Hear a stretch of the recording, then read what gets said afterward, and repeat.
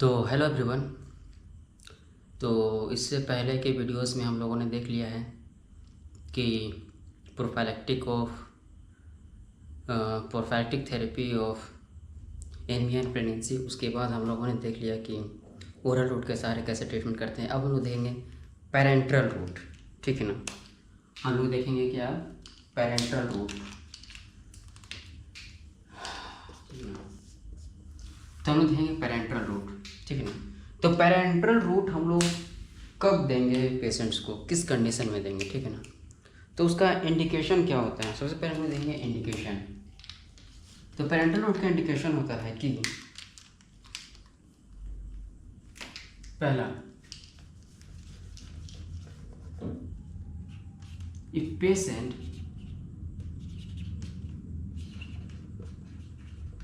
Contra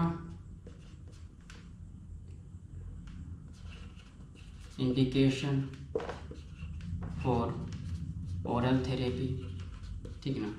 patient जो है वो ओरल थेरेपी के लिए कॉन्ट्रा इंडिकेटेड है, ठीक है ना।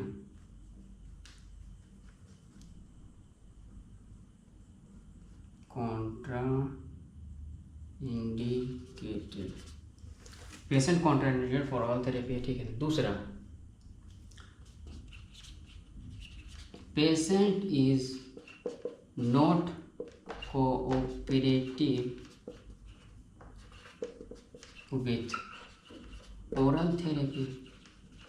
यदि पेशेंट मेरा ओरल थेरेपी का कोऑपरेटिव नहीं है तो हमको उसको पैरेंटल देना पड़ेगा, ठीक है ना। तीसरा हम देंगे इफ केस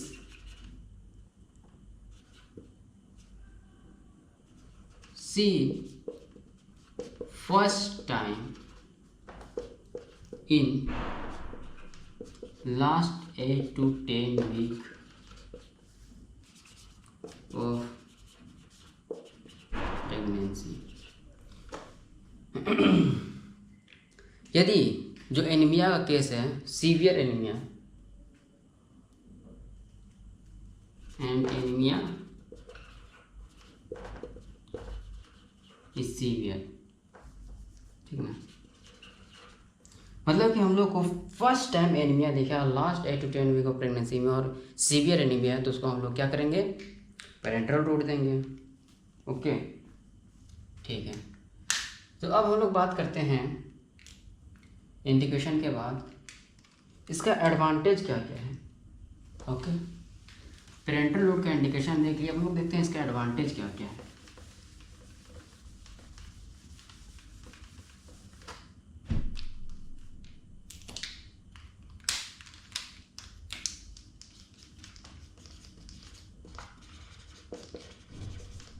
इसका जो एडवांटेज की बात करें तो इसका जो पहला एडवांटेज है वो सर्टेनिटी।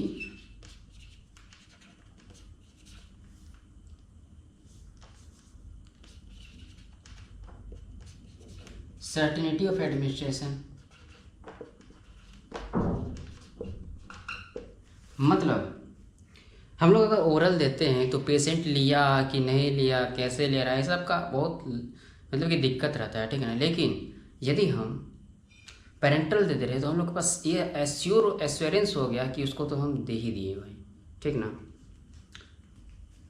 तो इसका पहला एडवांटेज ये है। दूसरा एडवांटेज ये है कि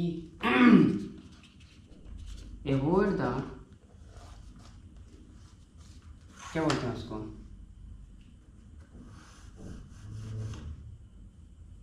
avoid the risk avoid the risk of non compliance, ठीक है। avoid the risk of non compliance या फिर एब्जॉर्प्शन या फिर इंटॉलरेंस,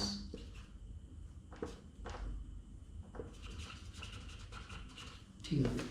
ये सब जो रिस्क रहता है कि नॉन कम्प्लायंस की वो नहीं खा रही है, ठीक है ना, या फिर एब्जॉर्प्शन नहीं हो रहा है या फिर इंटॉलरेंस हो रहा है, उसके बॉडी में रिएक्शन हो रहा है, ये सब सारा जो रिस्क है फैक्टर है वो सारा चीज़ हट जाता है यहाँ पेरेंटल रूट में, ठीक है ना। तो ये पेरेंटल रूट का एडवांटेज है मेरा। अब हमको पता है कि पेरेंटल रूट में जो है वो मेरा क्या क्या आता है। पैरेंटल लोब में IMA आता है, क्या होता है, इंट्रामस्कुलर IM होता है, इंट्रावेस्कुलर आता है, ठीक ना, और आता है मेरा ब्लड ट्रांसफ्यूजन। तो हम लोग देख लेते हैं क्या, हम लोग देख लेते हैं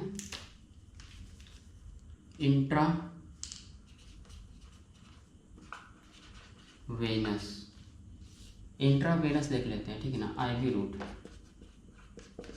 तो IV रूट में हम लोग जो देते हैं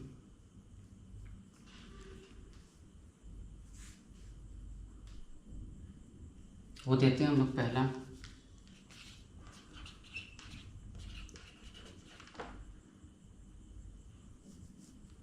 आयरन सुक्रोज,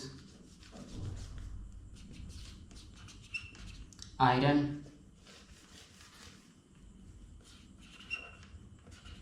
कार्बोक्सी माल्टोज, ठीक ना,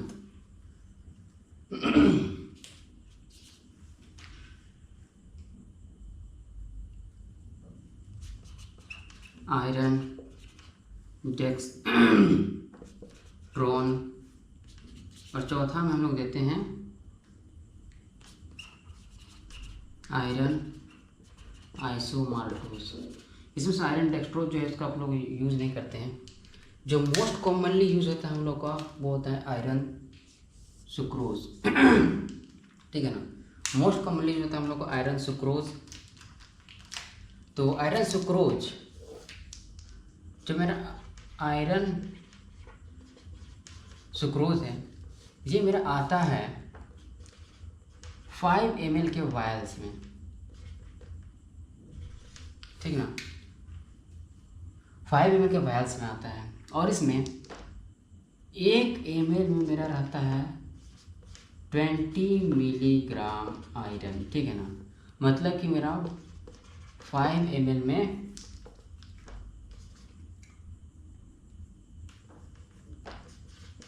100 मिलीग्राम आयरन होगा, ठीक, ओके। अब हम जानते हैं कि एक दिन में जो इसका देने का लिमिटेशन रहता है ना एक दिन में जो मैक्सिमम डोज हम लोग मैक्सिमम दे सकते हैं हम लोग आयरन, वो होता है मेरा मैक्सिमम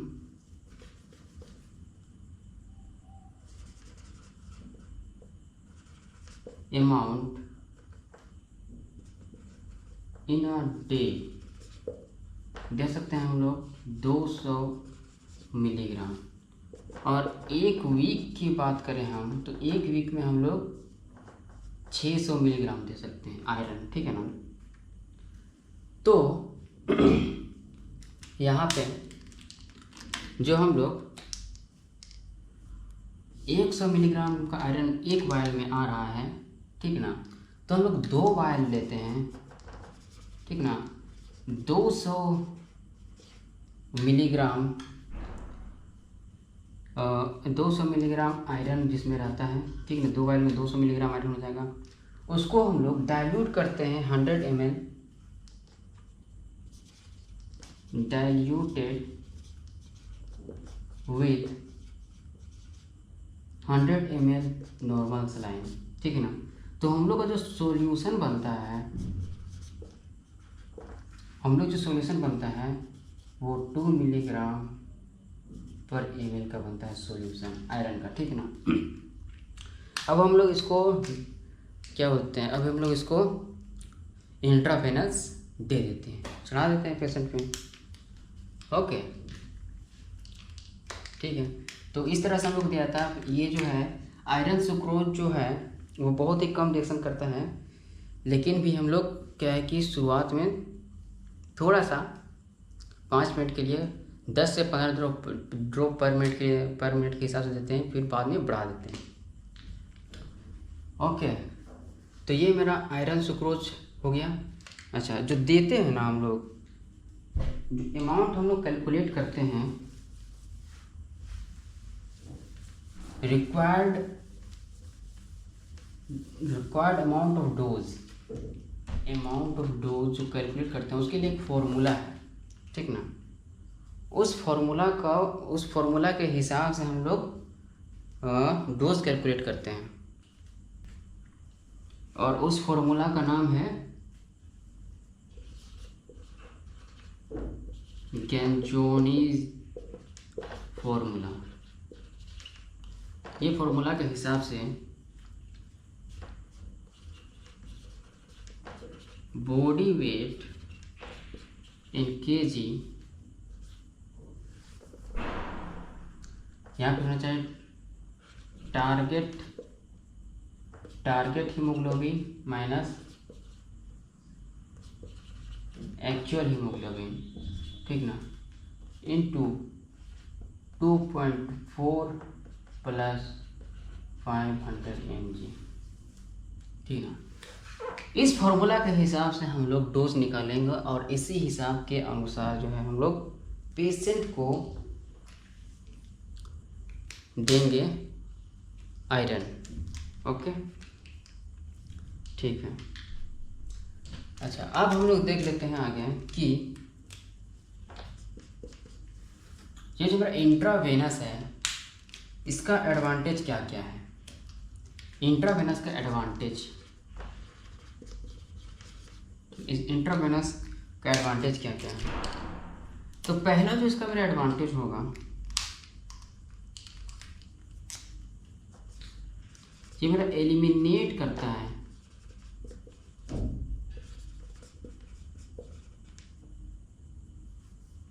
रिपीटेड एंड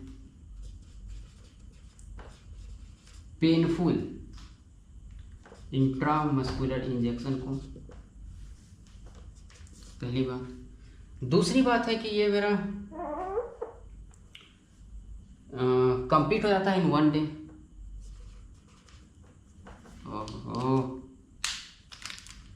जो ट्रीटमेंट कंप्लीट इन 1 डे। तीसरा,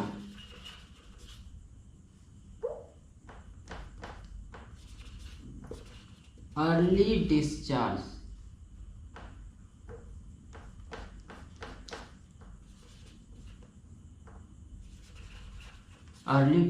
ऑफ पेशेंट हो जाता है। चौथा, इसका लो कॉस्ट होता है, low cost as compare to intramuscular. Okay, ठीक है। इसके एडवांटेज देख लिए हम लोग। अब हम लोग एडवांटेज देखने के बाद इसका हम लोग लिमिटेशन देख लेते हैं, ठीक है ना।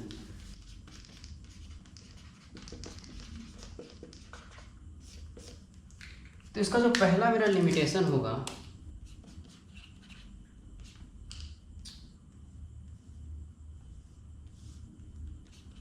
Not stable after 36 week of gestation. Okay, अगर पेशेंट 36 वीक गेस्टेशन हो गया तो उसको हम लोग नहीं देंगे, ठीक। दूसरा जो इसका लिमिटेशन होगा, if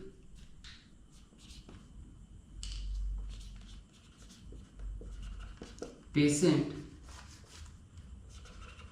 have previously reacted with administration intravenously, मतलब जब इसको पहले इंट्रावेनसली दिया गया था तब उस पर रिएक्शन हो गया था, तो फिर से हम लोग उसको क्यों ही देंगे। तीसरा, फर्स्ट ट्राइमेस्टर में नहीं दे सकते हैं,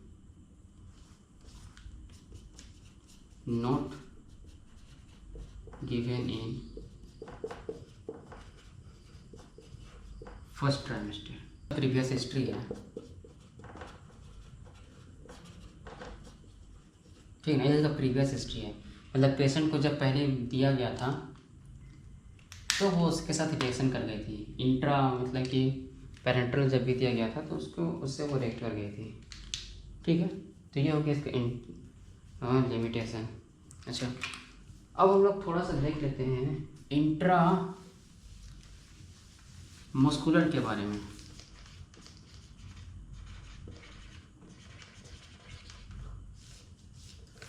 अब हम लोग देखेंगे इंट्रा मस्कुलर के बारे में। तो इंट्रा मस्कुलर में भी वही सब दिया जाता है क्या, आयरन, सुक्रोज, आयरन, डेक्स्ट्रॉन, यही सब इसमें दिया जाता है, ठीक है। इसका देने का तरीका क्या होता है, ठीक ना, प्रोसीजर क्या होता है। अगर प्रोसीजर की बात करें तो इनिशियली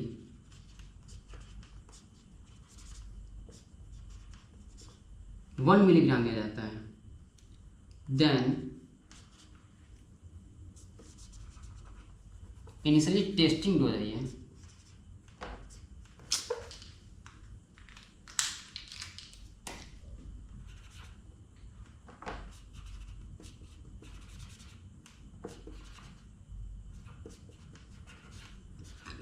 इनिशियली टेस्टिंग डोज जो है वो 1 मिलीग्राम देते हैं, देन डेली और इन अल्टरनेट डेज में 2 मिलीग्राम इंट्रामस्कुलर दिया जाता है, 2 mg दिया जाता है, ठीक है ना, डेली और अल्टरनेट डे में। ओके, और ये दिया जाता है वो मेरा जेट टेक्निक से दिया जाता है, use given using jet technique. ये जेट टेक्निक के माध्यम से दिया जाता है क्योंकि पेन कम हो और जो स्टेनिंग होता है इसको देने से क्या होता है, स्टेनिंग हो जाता है मेरा, डिस्कलरेशन ऑफ स्किन हो जाता है, तो वो नहीं हो, इसलिए इसको मतलब जेट टेक्निक के साथ दिया जाता है। अब इसका डिसएडवांटेज देखते हैं हम लोग। इसका डिसएडवांटेज है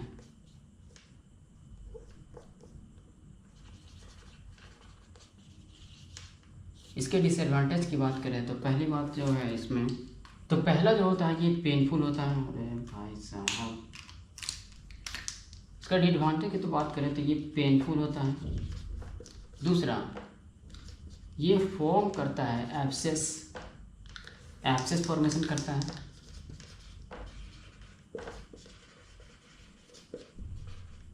एंड दिस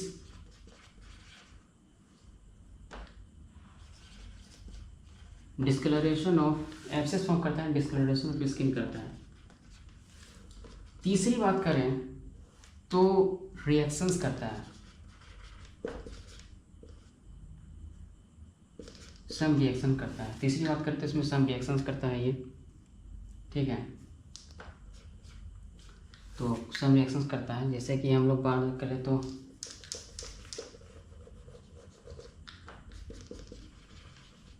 नोजिया वोमिटिंग कराएगा,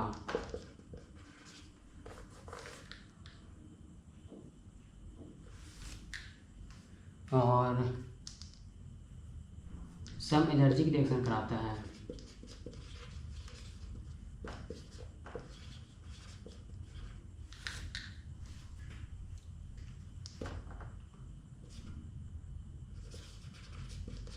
लिम्फेडिनोपैथी करवाता है,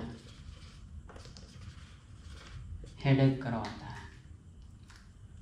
ओके, तो ये हो गया हमारा इंट्रामस्कुलर के बारे में। तो इंट्रामस्कुलर जो है हम ज़्यादा प्रीफर नहीं करते हैं क्योंकि इंट्रामस्कुलर जो होता है बहुत ही, इसमें टाइम भी बहुत ज़्यादा लगता है, रोज़ 2 रोज़ आओ, समझ रहे हैं ना। तो इसका बहुत सारा डिसएडवांटेज है, इसीलिए हम लोग इंट्रामस्कुलर प्रीफर नहीं करते हैं। इसके जगह हम लोग इंट्रावेनस ही दे देते हैं, बहुत ही सुविधाजनक होता है, आसानी होता है, ठीक है। तो अभी के लिए इतना ही रखते हैं। Thank you.